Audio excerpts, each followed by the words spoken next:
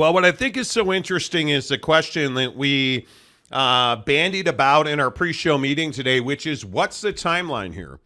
Now, obviously, the tragic events on the campus of North Carolina at Chapel Hill yesterday changed the timeline significantly. The College Football Playoff Committee meeting tomorrow changes the timeline significantly because Commissioner Phillips from the ACC now is not available tomorrow. So we're looking at a situation where our sources tell us that there is likely to be a call amongst presidents on Friday at the earliest now. I know there are efforts to put one together on Thursday, but those have not materialized yet. And I think the struggle continues to be, how do you get this done or how do you move on from it? Because now there is a feeling across college football that if this does not get done, I don't know if incompetence is the right word, but there is significant belief that not adding Stanford, Cal, and SMU would be a failure on the part of the ACC simply because there's too much money to be made. I feel like that's a little strong, but in the people we talk to, I've heard the word failure, malfeasance, irresponsibility amongst ACC members. And again, we point this finger apparently at Florida State, and a lot of people, I think, are holding a much higher standard to Florida State, Coach Norvell, the Florida State football team this year, because they truly are the ones blocking the road when it comes to ACC expansion, or it would seem, because we were also told over the weekend that there had been small concessions, that there had been an agreement that teams that go to the college football playoff and go to the NCAA tournament would get the lion's share of the extra revenue in this conference. But today that seems to be in doubt. I don't know, Jake, how much blame do you think Florida State and how much blame do you think the rest of the ACC deserves here? Yeah, I mean, I think Florida State deserves a fair share. I think that, they've always wanted something that they were never going to get. They've always been pushing for something that could never happen. And I think they've been that's university, institution, team, whatever you want to call them, that's been scheming. And I think that the burnout rate in, expansion / realignment conversations and really just in the landscape, the burnout rate's high with teams who are selfish and just want to take care of them, because ultimately we're not in that place yet where the ACC is in meltdown mode. We're not even close to that. I mean, you still have, another 13 years or whatever it is on your grant of rights. So, I mean, you're sitting in a situation where, Florida State wants something that just isn't going to happen. So, yeah, I do think that, the unrest and the questions around Calford and SMU, Florida State's held up that process. I mean, if Florida State was going along with this and was yesing, I think we'd be in a much different place having a much different conversation. We wouldn't have to, for the, 14th, 15th, day in a row 900th. Talk about infinite day in a row talk about someone being a pain in the ass for adding schools to your conference. And I just don't understand why Florida State thinks they're the big guy in the room. And we've talked about this, and yeah, the burnout rate on the conversation's high. I agree. And we know that Florida State knows that they've lost this battle and that they need to fall in line, but that doesn't mean that they're just going to go quietly. They're still going to ask for things and want things. And yeah, the situation, with the active shooter really, obviously delayed things. And that's proper. That's correct. It should be delayed. College football expansion or college athletic expansion clearly takes a back seat to that. But I think as far as fans are concerned, we want this stuff to be finalized. We want this stuff to get done so we can get to the business of footballing and basketballing.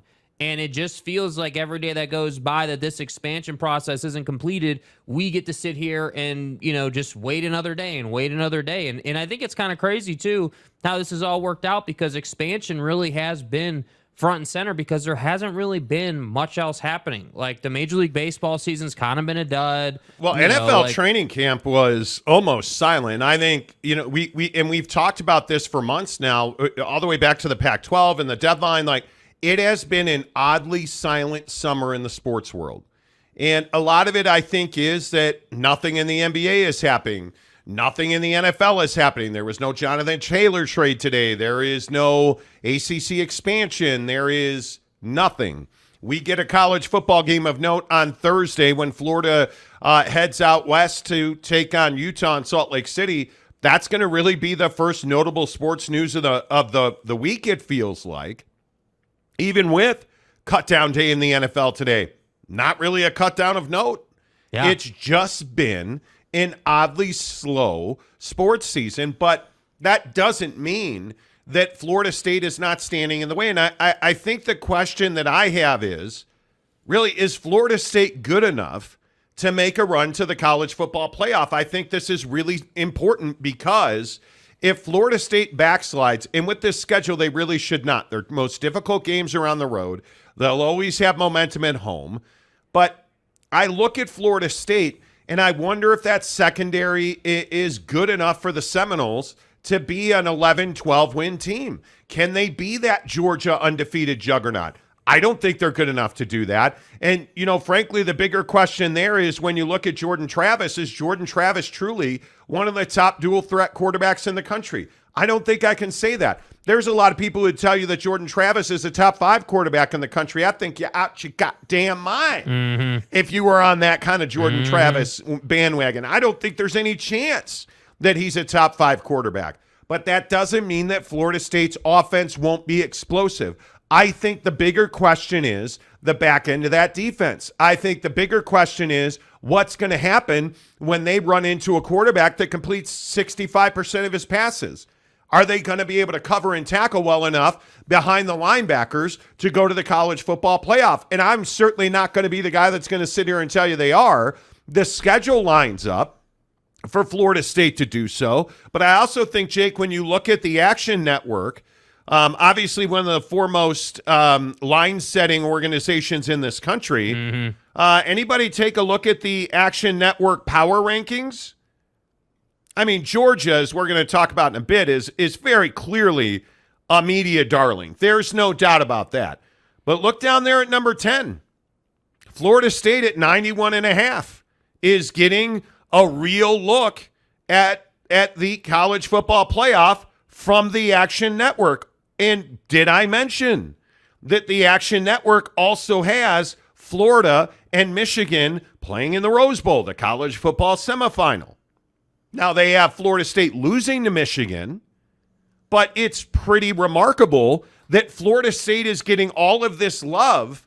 And my question is, what is it all based on? Yeah. Because when I look at Florida State and I look at their, I look at their, what do you want to say? Their most important performers. I don't think there's any doubt that Jared Verse is not even close. He's their most important player. Yes. If he does not have an all-world year off the edge for Florida State, their defense is going to be in trouble. If he does not have 8-10 sacks this year, and that is a massive season for him, if that does not happen, they do not go to the college football playoff. And I think we could sit here and we could talk about any number of guys. Certainly Jordan Travis and Johnny Wilson are two guys, and I know you love Johnny Wilson. Right, yeah. But I think you look at Verse, Fentrell Cypress is a guy that I think is going to have a massive season. He's an upperclassman. He's a corner at Florida State. I think he's got to have a huge season. I would also point out that Akeem Dent, I think Akeem Dent has to be a significantly better player than he was or has been at any time in his football existence. He has to be a far better player. That secondary is what's going to limit or push Florida State forward. Yeah, and I look at last year's schedule for Florida State, and, I look at some of these games that they had against quality opponents, and, I look at the game against Clemson. Obviously, they lost that one 34-28. Okay, so you allowed your opponent to have more than 30 points. That's typically a recipe for a loss, typically. I also look at the LSU win, 24-23, super tight game. Edged them out, right? So I mean, this team is clearly capable, but the thing that I look at is hey, you beat Florida last year 45-38. When you win big games, you don't win it with defense. You usually win it with offense, which I understand. But if we're talking about them being a college football playoff team, don't don't you have to have a little bit better of a defense? I mean, don't you have to be? Oh, they do. If their defense will have to be significantly better, and I'm telling you, up front, they're going to be fine. The biggest question is, can they cover and tackle in the secondary? And if you get guys that don't have the seasons that we're talking about, and again, I think Jared Verse, I would also probably point to Fabian Lovett. I would also point to, a Braden Fisk. Mm-hmm. I just think you have to have huge performances out of that front seven getting to the quarterback. Well, is Mike Norvell the guy too? I mean, I think that's another question. I mean, remains to be seen. I mean, again, we can talk about them having a better back end, no doubt about it, and they need it, no question about it. And they've got a nice front four, I guess it'd be. But can Mike Norvell take you to that next level in terms of coaching? Because, again, all the other teams don't really have question marks. When you look at all the other college football playoff teams, you cannot like Jim Harbaugh or Ryan Day or Nick Saban or whoever you want to point to. But those guys obviously have enough name recognition. The difference is this is supposed to be the year that Florida State's better than Clemson. Yeah. Now, they haven't beaten Clemson in some time. Yeah. But I look at their schedule. That LSU game, where is that LSU game? I would remind people that LSU game is in Orlando at Camping World. That is not in Tallahassee. Mm-hmm. I would remind people that they're at Clemson this year. I would remind people they're at Wake Forest this year, which I know has been, a kind of a difficult game for them. I would remind people they're at Pitt this year. And I don't think anybody has a real idea of just how difficult Pitt can be at home. Mm-hmm. We'll find out. Mm-hmm. But if you look at the home games, you look at the games that Florida State should win, they will have significant momentum going into all of their biggest games but one, and it's LSU because it is Saturday. It is the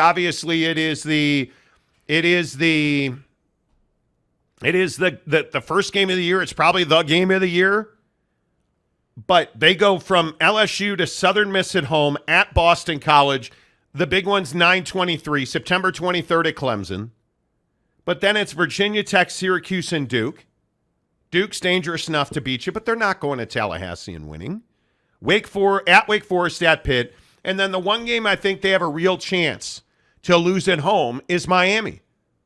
Right, but that's third from the last game of the year. Mm. It's in November. You're probably going to be tuned up and ready to go. It's a better than decent Miami team. They're certainly better Miami than they were last year. Right. Yeah. Which probably isn't saying much. But then it's North Alabama and at Florida, and I think Florida State's significantly more talented than Florida. Well, but I look at the Florida game, and I don't disagree with that, but I also look at it and I say, hey, that's a rivalry, right? Obviously. And I think that, you have a chance here looking at their schedule. If you can find your way, a way to beat Clemson this year, right? And you look down the rest of this schedule, I'm not really seeing much adversity after Clemson. And then I see a big opportunity against Florida to finish your regular season schedule with a bang. And to me, this schedule lines out as a college football playoff schedule, assuming that you can beat LSU and you can beat Clemson, because everybody else should be an auto win if you're a college football playoff team. I don't want to hear about excuses about Wake Forest and Duke. And these are teams that a college football playoff caliber team should handle. And I might say manhandle. I would expect, plus 30 points for your offense, and keeping them under, 24, 27? Yeah, I think you would hope so. You would hope so. But, listen, I think Florida State's at a very difficult point in time. I think this year they have to win the ACC. Yeah. Because they should be better than Clemson. Should be better than Clemson. I don't know that they are. And we'll find out, obviously, September 23rd. But if they don't win this year, and I know the expanded college football playoff, and I get it. If they don't win this year, you just feel like they're irrelevant. Well, and I truly do. Dude, you look at their schedule last year, and it's similar in the sense that you had LSU early. You have Clemson in the middle, and you have Florida at the end. I mean, that's the common setup for Florida State's schedule. And their big issue last year was you couldn't get it going in the middle of your schedule. You lost to Wake Forest, NC State, and Clemson 3 in a row, back to back. They have had a plague with Wake Forest. Well, this is the year that's got to change. Yeah, and you can't lose at home. Yeah, you can't lose at home. All of this to say, there's nothing really new in ACC expansion. And I don't know. I put it at 70-30 it happens. I think it makes too much financial sense. Mm-hmm. ESPN is planning that it is going to happen, which makes me think, you're going to bring $72 million into the conference. You're going to bring in power universities in Stanford and Cal. Yeah. You're going to bring in a ton of new revenue outside of whatever ESPN pays you. You would be really stupid with this grant of rights not to add Florida State or not to add Stanford and Cal if you're Florida State. Yeah. This would be, and on top of that, obviously, everybody's favorite Dallas University, SMU. But you would be really stupid not to do this. Yeah. All right, let's get your thoughts. Lance Johnson for $2. Thanks for the Kopech over 4.5 strikeout. Here's your cut. Hey, he's talking about Prize Picks. We went undefeated last night, basically. We went ham. Some of us. Right? I would like to point out that my guy, Corey Seager, the other night, right? Like, who hooked you up on that? This guy. I did. But you look at our picks last night. I've got the picks for tonight. I feel coming up here in an hour and 10 minutes. Prize Picks. Download the app. Use the link in the description below. We put out a $30 spot on our Prize Picks for tonight. There's a Dean Kramer promo that's going on right now in the Prize Picks app under Major League Baseball strikeouts. Go get it right now. Dude, I'm telling you. And I want to make sure it's still there. Let me tell you what this promo is. And if you don't know Prize Picks, it's in the description below. You guys got to go and get it. Prize Picks essentially gives you a more or less proposition every single day. Yesterday, we were undefeated. I think I gave you six picks, and I was 6 for 6 last night. But the Dean Kramer promo is expiring. Hurry up. Click the link right now. You probably still have time to get it. Somebody's going to get punched in the face on the show at 4:30 for one of his pitcher picks, and he knows what it is. There will be blood. But, Lance, thank you for sharing in the profit. McKay Boyle, hello, McKay, who has the worst president-AD duo, ASU or San Diego State? The statement released by Arizona State today, I don't know how many people saw this.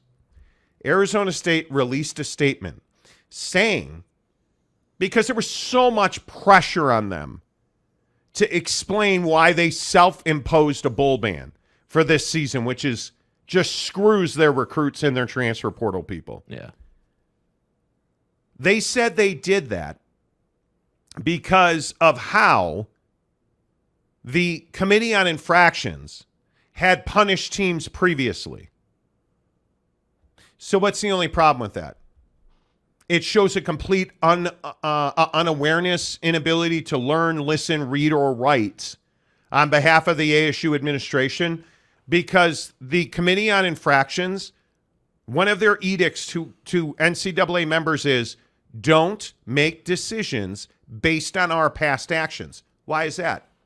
Oh, because the Committee on Infractions is constantly turning over. It's case to case. The members on the committee are case to case.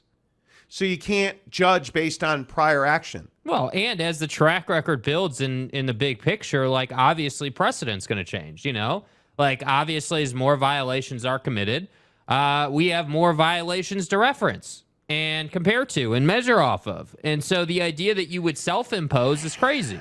They judged their self-imposed bowl ban on the penalty that Tennessee was given of a $8 million financial enhancement penalty in lieu of a postseason ban. Number one, the penalties at Tennessee were completely different. Number two, those people are not on the Arizona State Herm Edwards recruiting violations, mass recruiting violations Committee on Infractions. Mm-hmm. You're dumb. Ray Anderson is incompetent. Michael Crow should have sports and athletics in general taken away from him. This is just it's a bad look. One of the stupidest decisions I have ever seen. It's remarkable. Mike Smith, ASU President Crow, said they followed the Apple Star Trek model and that simulator said a bowl ban was the way to go. Listen, man, I've used that Apple simulator model on how to produce better co-hosts, and clearly it just it just spits out co-hosts who hate the Cubs constantly. Because it's garbage. Sorry, bud. And get windblown hole-in-ones. Sorry, bud. Jerk.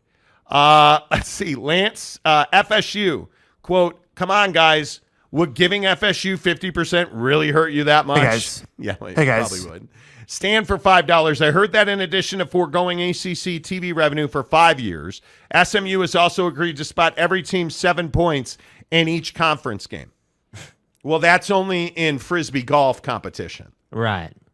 You know, it's 14 points in football because, you know, SMU's just that good. It's tough. You know, and stuff. Cleveland rocks. Will TCU give a beatdown to Colorado? Well, this is one of the games of the year. Yeah. The TCU-Colorado game, and I have not checked the line on that in a couple of days. So before I open my vast awesomeness of oral expletives onto the world, yeah, that line is still over 20 points. It's TCU 20.5. Now, that's at Carter and Fort Worth. Right. So I think they do not cover that 20.5. That's a huge number. By the way, Max Duggan got cut. Sad day. TCU is going to win that game. TCU will be, I think TCU has a chance to be top 10 by the time they get to BYU October 14th. They don't have, with all due respect, Right. the boys in Fort Worth, Colorado, Nichols. Bro, who? Not What? Nichols. Dude, where do they get these teams? Bro, what are you talking about, man? But Jake, Nichols? it's the Nichols Colonels. What? I believe they are a popcorn manufacturing university. Dude, what? Nichols at Houston. Well, shit, I forgot. They're going to lose the SMU game. We all know SMU runs Dallas. Okay? Tarrant County. Tarrant County, mother. We all know they're going to lose to SMU. Right. No, they're going to be 4-0. I think they're going to be 5-0 because West Virginia sucks. Yeah. At Iowa State, who's gambling on that game besides the I should See, stop. so see what he did there. The So Iowa Iowa State as a gambling, players at the state of the Iowa, whole thing is a gambling controversy and stuff. And so he made a joke about, hey, who wants to gamble on that game because it's Iowa State and stuff. Who's taking action? I'm going to do that. At Iowa State, home for BYU October 14th. And then I think their real test is the last 5 weeks of the season. Just squat down so it's easier to kick you in the nuts. At K-State, at Texas Tech, Texas, Baylor, Oklahoma. Damn. Well, that was fun, wasn't it? Please. You felt really good going into Manhattan. Man, we were 10-0. Dude, I thought we were going to dress up as national champions on Halloween. It's a Big 12! Good luck. Good luck. Yeah, you'll be undefeated going to K-State. You'll be like top 10. Yeah. I think pretty easily, but Yeah. we'll see. The schedules are just so, come on. Jimmy Otson, let me tell you a secret. Colorado is not good. Take TCU with the spread. Jimmy Otson, our resident bookie. Jeff Woodworth, CU will play TCU with 2 toes behind their backs. It's a Deion Sanders That's a joke. Deion Sanders It's a doesn't coach have 10 toes thing. Could cut the toes off. Got it. I get you a toe. Mike Smith, SMU called and told FSU that SMU was willing to vote no on expansion if it gets them into the ACC. FSU hung up the phone and told boosters, we got this in the bag. Hey, guys. In the bag. OG Gary, TCU for sure loses their last 5, dude. Seriously. Hey, Gary, by the way, what's going on with Utah? I think Cam Rising and Brand Keithy play. I have a real problem believing they don't. but the number's only 6.5. And the other day we were looking at it. You can get 4 in some places. So, I mean, it's moved quite a bit, depending on where you get your numbers from. But is Utah 7 points better than Florida? If Cam Rising plays, they are. Yeah, I think they probably are, dude. I think they probably are. I mean, 6.5 is, seemingly the unanimous number. I want Jaquindon Jackson. I mean, you guys got to remember the line started at Utah favored by 9. Utah minus 9. I want Jaquindon Jackson to run for 1,000 yards in the first half. I want this offense built around Jaquindon Jackson and Brant Keithy. I want it. Because I think Jaquindon Jackson has the opportunity to be a special running back. Remember, this is a kid that could have gone to a lot of places, Jaquindon Jackson. He is a kid from Dallas. I'm sure many on this show know that name. Why didn't he go to SMU? I can't believe. No, not going to do it. Jaquindon Jackson's a hell of a player, quarterback who's now a running back, and he's a really good one. And I think he's a guy that you've got to lean on him. Yeah. I think Utah wins. I do. I'll feel a lot better about that prediction if Cam Rising and Brant Keithy run out there and look good. Dale Donuts, Utah and ASU are a little ungrateful for a home, yet they have no shot ever of joining us in the big. Joining us. So here's what I don't understand. How is Utah ungrateful? I love this. This is about Kyle Whittingham. Yeah. So Kyle Whittingham the other day basically railed against the status quo that used to be college football. He was asked about the BYU-Utah holy war.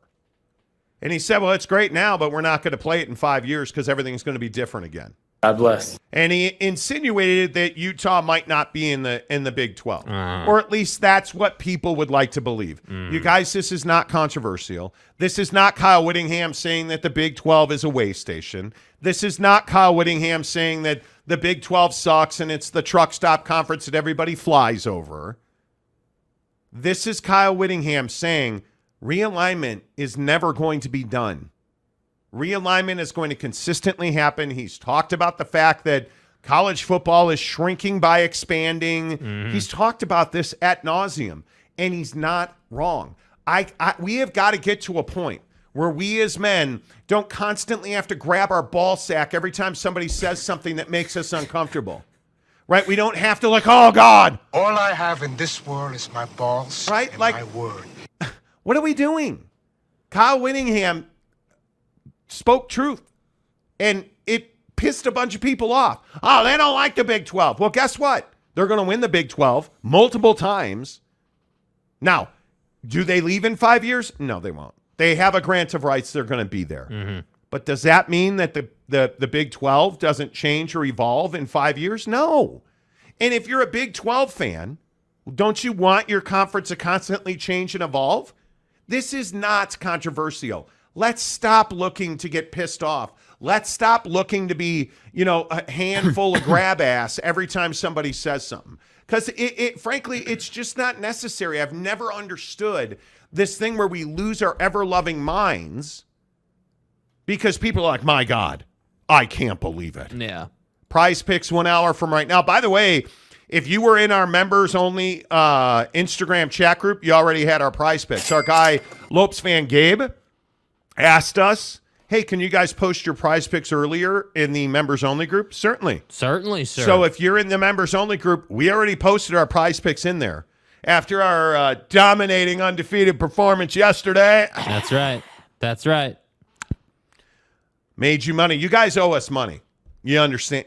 We made you money yesterday on Prize Picks. That's right. We made you money. Yeah. And I appreciate Rodney sending us that screen grab of that $500 win. Damn right. Boom. Corey Seager the other night. Boom. Boom. Boom. Out of here. Love it. Hooking Just you guys saying.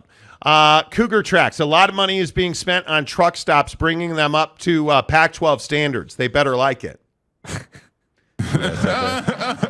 OG Gary. K-Dub never disrespected anyone. You all need to chill.